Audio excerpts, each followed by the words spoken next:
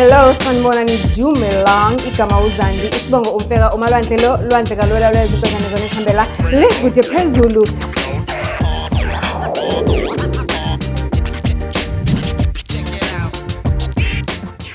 Do join. Go. Navigating the life stresses can be stressful on its own. Just being alive is a full-time job.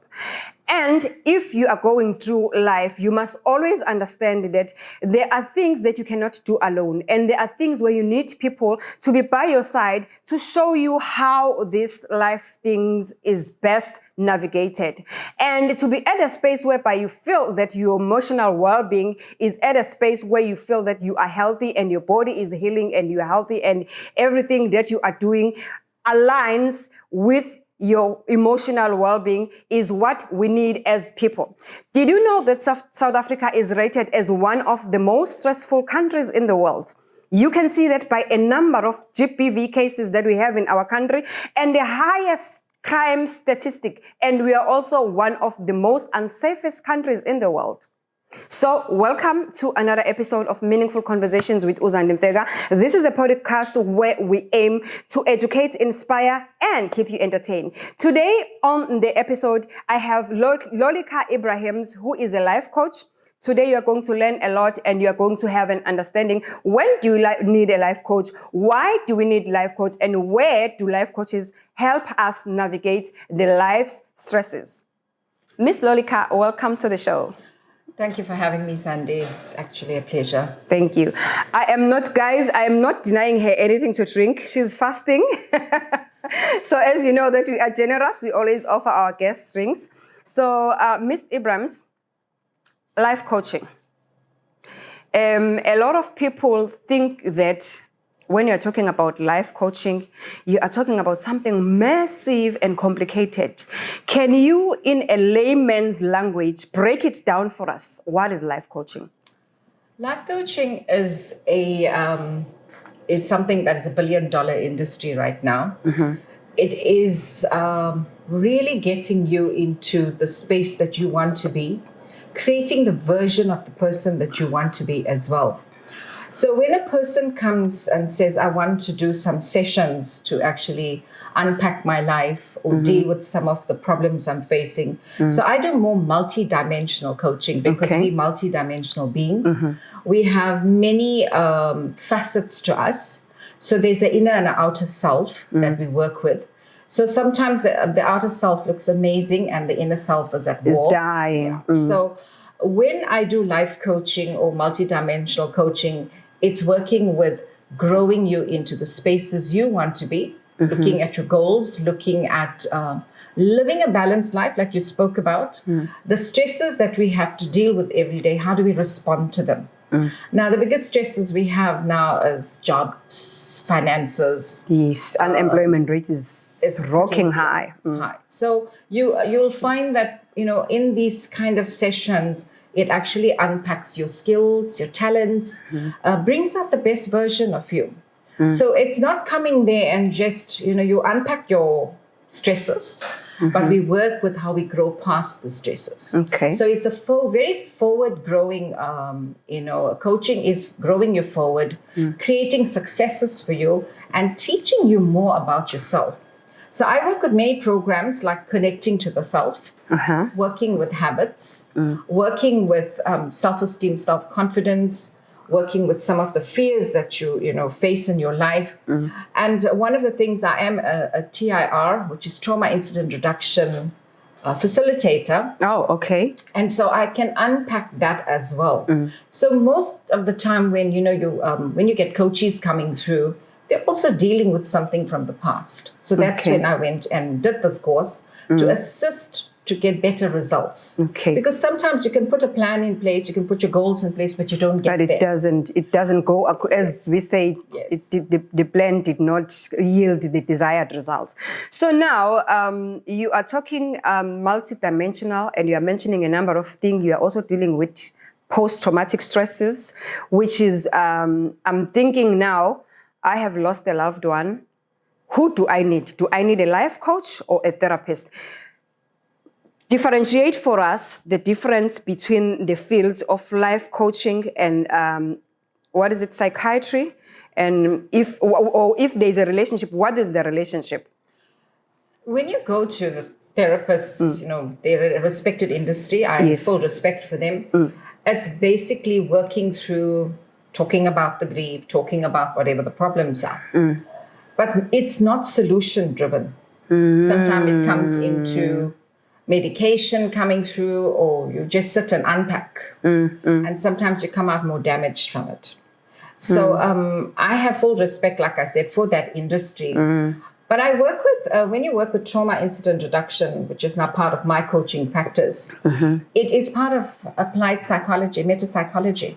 Okay. So it is a way of reducing the charge on an emotion. So if somebody has lost a loved one, obviously we can actually do TIR, because not immediately, but after a period of time, yes, because we have people who just specialize in doing this TIR for grief. So it is results driven. When you look at coaching, it's very results driven. We look at, you achieving the goal you set with me. There is no way you're not going to make it. Okay. There is no way you are not going to achieve anything about yourself.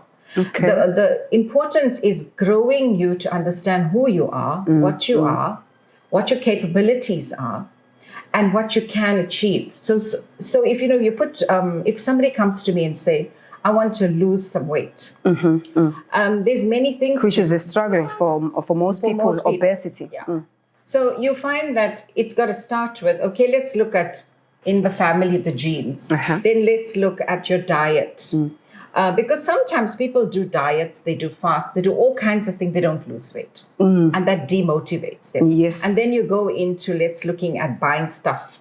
So the mind is a very powerful tool to actually rewire, reset, because you can reset, refocus, restart any time of your day. So every time you feel that I'm not doing this, I can start again. Okay. So this is where you find with coaching, we keep you going. So just like the name suggests, if I may just interject, just like the name suggests, it's coaching.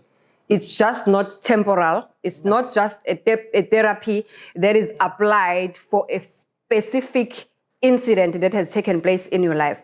Now, Loli, I'm as you are talking, I'm thinking, okay, coaching, but now, when does one need to have such a person in their life? Do I have to wait until I face trauma? Or it should be a habit, so that we in life, whatever goals that we set ourselves for, because you're also mentioning that sometimes you work with people who have got plans, but they cannot keep up with their plans, and you help those people. So when do I need a life coach? Whenever you feel you're not moving forward. Oh. You are stuck. And there are a lot of people who are stuck in positions that they don't like, in relationships that they don't like. It's a lot. You're going to find that it is important to be consistent and very committed to yourself. So with all the way we live our lives, remember, it comes from the culture, comes from our growing up, the place of where we come from. So a lot of the habits become ingrained. And then you've got to work at losing some of those habits. That's true. So when you're looking at, why, when you come to me as a coach, I work with all of those things, first. Because I can easily put your goals together and say to you, okay, in so many months' time, we'll do this and we're going to do that. And you'll be able to achieve it. But if you've got habits of procrastination, you've got habits where you, give up easily. You start something and never see it through. So you're going to find that some things are hereditary, some things you pick up, and sometimes, And childhood traumas as well. Yes. Childhood traumas can have a lot of effects. a major impact on adult life. So now when you're looking even in your workplaces, and you find, workplaces becoming a toxic environment. It happens to a lot of us, only because there's a lot of unhealed traumas. There's people coming in there with energies of, I had a bad morning, I come in there and I take it out on all my colleagues. Yeah. And then you have some, managers that have that, autocratic, or you find this, the charisma is... The boss that everybody is happy when he's away from work. Yes, there you go, you said it. So when you're looking at multidimensional coaching, we're looking at every aspect of a human being, because you and me are multidimensional beings. So we need to make sure that when we're dealing with, a person, it's holistic. And when we're dealing with, it's specific things that you actually make the decisions ultimately. Ultimately, the decision comes from you. Okay. Whatever you want to work with is I'll work with you. So your coach becomes your biggest supporter, your biggest well-wisher. That's where you find, I keep pushing you on. If you say, I can't do it, say, okay, give it a try. Let's see. It's the same thing in sport. To become a champion. Actually, you've just read my mind, because I'm thinking now, with me having my team of soccer girls, they have a coach. They train every day. You miss a day of training, you have missed something out of that week. You miss a game, you have missed something, because each and every time they go through a process, they are playing with a different team. It's not the same. So you are saying that basically it's the same thing with us as human. The life, we must treat it the same way. Whatever that we are going through, it may be a good thing, because some things may be good, but they can also have a negative results depending how we handle them. Yeah. It's again, your mindset. So when you're looking at, I work a lot with the mind. And by the way, I love the sessions that you do for us in the corporate space on the mindsets. Those I've benefited. I don't even know, but I have benefited a lot from those mindset sessions. Sorry that I interjected you on that, but I wanted to ask that now that you are talking about the mindsets, do you think that humans, sometimes our minds we treat them like laptops, whereby in the morning we wake up, start button. Routine. Then we run like it's a rat race. We're going to work, we're doing this, we're meeting that goal, we are back, and then you sleep, and then again. Do you think that our minds, we are running them in a highly routine, and hence it's the reason why we get so frustrated? Yeah, because if you're doing the same things every day, you're not going to get a new result. You're getting the same thing every day. So the idea is to change your patterns of life. Find things that are mindful, like working with breathing exercises, working with some form of exercise, energizing the body. Just to energize the body, like when you always do with us at the corporate, that you always, even before we start the session, you ask us to do something. Deep breathing. And you encourage. Body. One thing that I took from those sessions, when you were encouraging us to use things that are from nature as much as you can. Optimize using things that are from nature. Just a simple thing like walking barefoot, outside, inside, it can actually energize you. I've learned that it actually works. Yes, you'll find the earth energy is very powerful. And think about it, if you wake up in the morning, you slip on your slippers or whatever, then you put on your shoes. You go. All of these things are not natural. Yeah. So it's going back into nature and looking at how we can actually heal ourselves. Through nature. And the sun, is also good. But again, it comes back to your belief systems in yourself. Okay. Comes back to how committed you are into becoming a better person. So we can give you all the tools, and you find that you might take one, you might take none. And sometimes coaching sessions, can go through 10, and sometimes if the person doesn't push themselves to do it, the coach can't do it. Yeah. So you can sit with me through 10 sessions, but I always look at 5 where you must be moving. You must implement something out of the session so that you can see the difference. There's always feedback. So you do a session, you've got to come back and you get homework. So you got to come back and come tell me what you've done. And with all my experience, from coaching in the business executive space with managers and, human beings, let's put it there.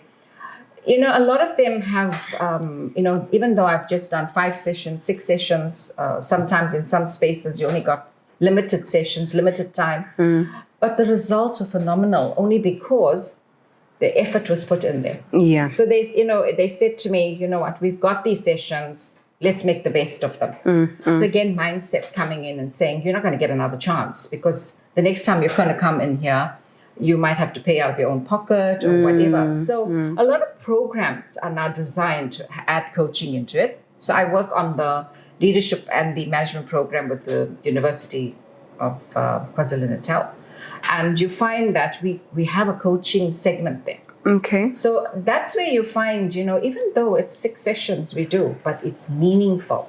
So that's where you find that, you can engage in a coach at any time, but there has to be that commitment there to become a better person, achieve your goals. Some people come to me just to find a balance in their lives between professional. Sometimes it's conscious parenting, looking at how I deal with my children. I work, I have stresses, and then it's there's so many things available to youngsters today. So one of the things I've gone and delved into is girl power, looking at that, and then obviously looking at also boy power. How to because we're seeing the habits, we're seeing things that the home environment, the effect and the influence it's having on children as well, or in teenagers. So as much as we don't want to always be judging, but we all can grow and find solutions, and nothing is impossible. That's true. It's how limited your mind is, and how much further you want you grow yourself. It's all about you. You make the decisions. You decide when I'm going to do this, because it's easy to just sit back and say life is great, life is good, and then squeal about I don't have enough money, I'm not growing in my job, not this. But learn new skills. Now, skills is something that you have, but you don't tap into it, because what do? You find a job and you just carry on. And you find that you're frustrated in the job because it's really not for you. Exactly. Yeah. I usually tell my girls that in life they usually they usually say that a normal human being has 3 talents. It's 3 talents that you are born with, and you can go up to 6 talents. And the other 3, it's something that you learn along the way, that somebody can teach you, can coach you into doing it.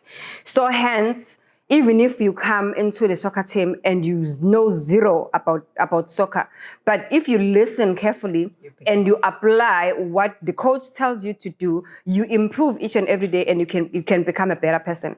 Now, you've touched based on the family dynamics, that sometimes it's the upbringing. And you've also touched on the girl power thinking, the sessions that you have there with girl power. And in that process, you are not leaving the boys behind, because now you cannot empower one gender and leave the other gender behind. That is why we have so many problems, especially when it comes to gender-based violence. Now, in a situation whereby you discover that, because on the feedback sessions, you discover that the actual problem lies within the family setup.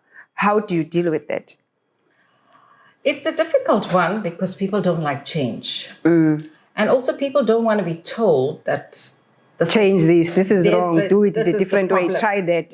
Yeah. This is the problem. The problem is stemming from here. So they don't want to hear that. So you have to be respectful and mindful when you do deal with it.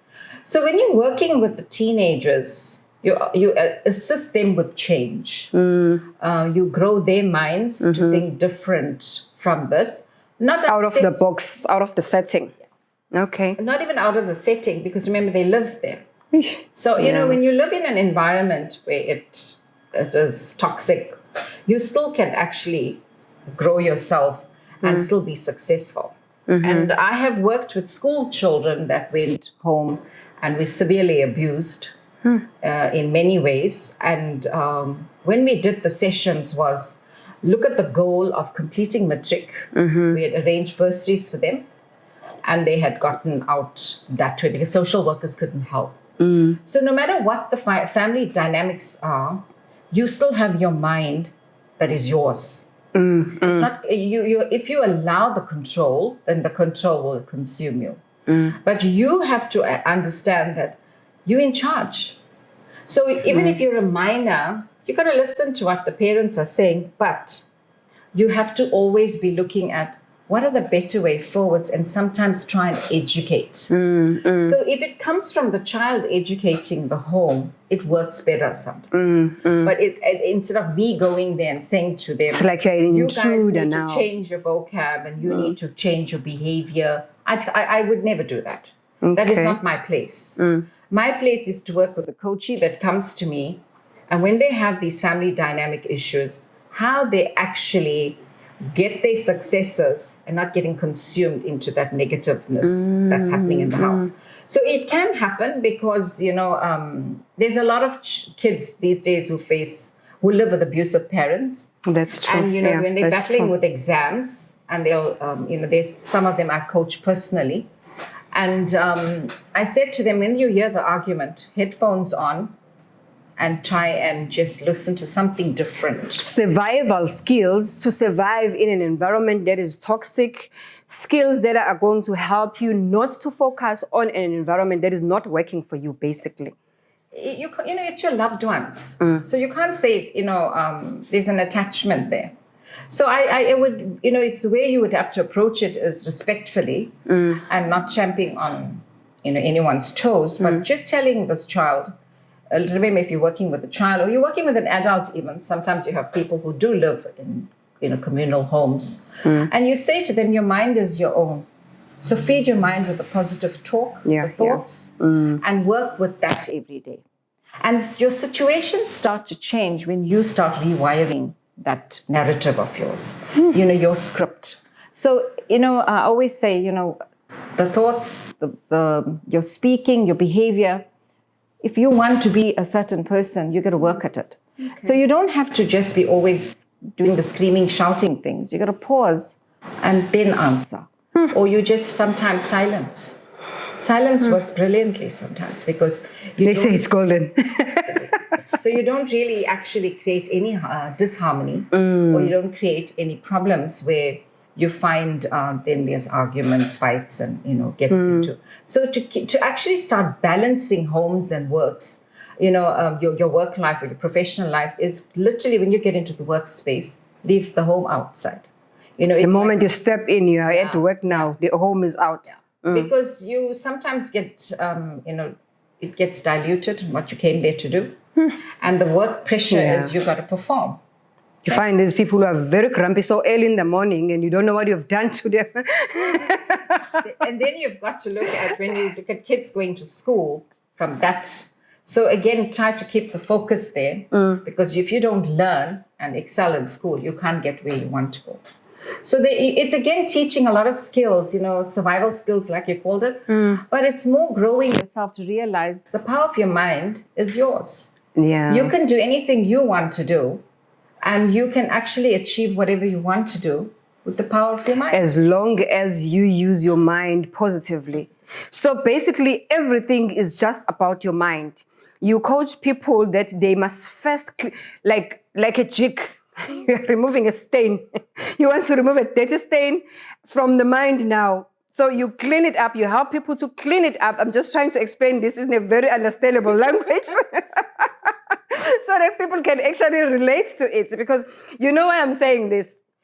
Africans don't believe in therapy. Africans don't believe in life coaching. Even if there is a really serious tragedy that has struck in the home, they will simply refuse. I'll just give you an example. One of my colleagues has been very frustrated recently because there was a break-in in the house at the home, in back where she stays from home. They demanded the car and they demanded cell phones and everything. Obviously, those people have to go for some kind of counseling or some coaching so that they can actually learn how to, to deal with the trauma. And the father was completely refusing. Yeah. You are not going to pay anything. I am going to pay. You need counseling, Dad. But no, the dad is not coming to the party. Why? Because as people, we set ourselves boundaries that I go into this life thing up to this level. But now we don't realize how much are we denying ourselves of the benefits of things like what you are giving to people. Now, you mentioned as well the child program, the school program that you are working on. Do you also mentor children who are struggling to pass well at school? Okay. ADHD as well. HD? ADHD. What is that? That's your hyperactivity. Children with hyperactivity. Children who are always jumping around, cannot focus, but they are very smart. I've heard that those kids are smart, by the way. Very smart. Okay. Yeah. There with them, you do your mindful exercises, breathing.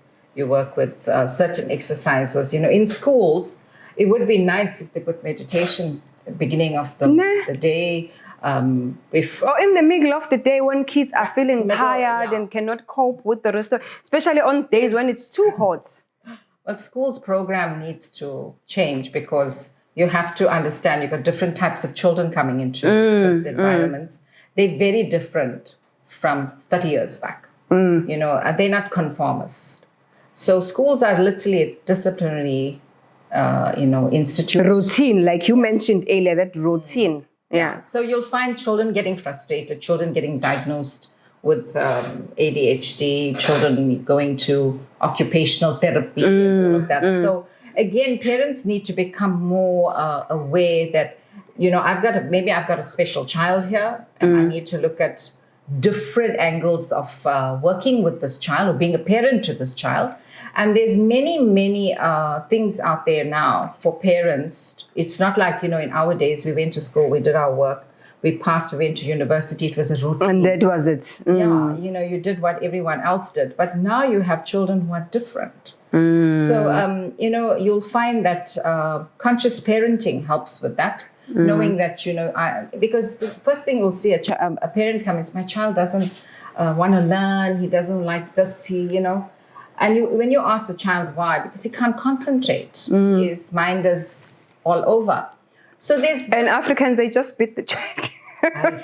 The solution is you just get a spanking, because they just say it's a naughty child. They don't understand what is wrong. They just, this child is always, sit down, you are naughty. But you are saying it's not the right way. No. The right way is to find out what is wrong with the child, take the child for a coaching so that they can be able to do the mindsets. Parent first. Because they have to learn to become more supportive. Remember, he's going to be your child irrespective. It's not going to be the neighbor's kid. That's true. It's going to always be yours. So you have to help your child, support the child through all these endeavors, and, you know, keep exploring, you know, keep learning, keep growing, you know, and helping this child get to his true potential. So those are some of the things that you're picking up now, and you'll find that school is, they don't have the time for it. Teachers come do a job and they're gone. Yeah, that's true. There is nothing they're teaching them life skills. No. Yeah. Even So the life that's why when they orientation get that to- they have there, it just focuses on different And things. when you get to tertiary, you find lecturers sit with these kind of problems. And I was fortunate when I lectured at some of my campuses, you know, in and around KZN. I had the good fortune of coaching a lot of children who had a lot of family problems, learning problems. And, you know, that's where I actually got so much of this experience, because I worked with students. Some of them are still with me. They've got jobs. They've stabilized their lives. And that's the goal. And I'm sure they've kept you, because whatever you're doing there, it's amazing. Yeah. It's one thing that one can know once you. It's one of those things that once you start getting accustomed to, you cannot live without. The nice thing is they've learned the good habits, and they've learned that, you know, when you start something, finish it. So when they start with me, on the induction program, you'll get a handful getting to the third year, you know, and I was there for as long, and then getting them into a job, you know, teaching them how to research, look for a job and send CVs and etc. So it is all, you know, up to, you know, the coachee, how much you want to get out of life, how much effort you put into your own life. That's true. Irrespective of all the challenges. Yeah. You know, if we keep saying the no's, you'll get the no's. If you say yes, you'll get the yes. That's true, eh? Yeah, that's just the typical way of explaining, but it's very true. Yeah. And you've unpacked for us all this multi-dimensional coaching that you do. You've also highlighted that you work with the kids. There's a boys program, there is a girls program, and there's also a program where you help children now who are at school, who are struggling to concentrate and all those kind of things. But now, this in April, are you aware that it's an autism week? Yes, it's an autism. It's 2nd April to the 9th of April is autism week, and the UN has just declared the whole month of April as what we call an autism acceptance month, because a lot of people struggle with acceptance. And rather parents, because it starts with the parent. They can see the child from an early age, and then it starts with the parent that he or she or the parents are not agreeing with what the doctors are saying because the symptoms when they are there, there. Now, how would you help with the coaching, on the coaching side, how would you help the families, because it becomes a family thing when the child is deemed to be an abnormal kid in the home, is not behaving the same, is not socializing the same. How would you help those families to navigate having an autistic child in the family? It's first to understand what autism is about. You know, acceptance comes when you understand, okay, my child is born this way.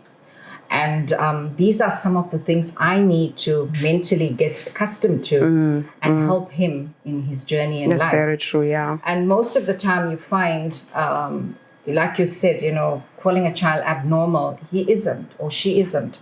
Definitely. They're very normal kids with just different ways. We just don't understand their way, the way they are created. It's a very good one created. to look at. You know, yes, it's been, the reason is because a lot of these children have been neglected. And you find that parents need to start learning more about. And they are also hidden.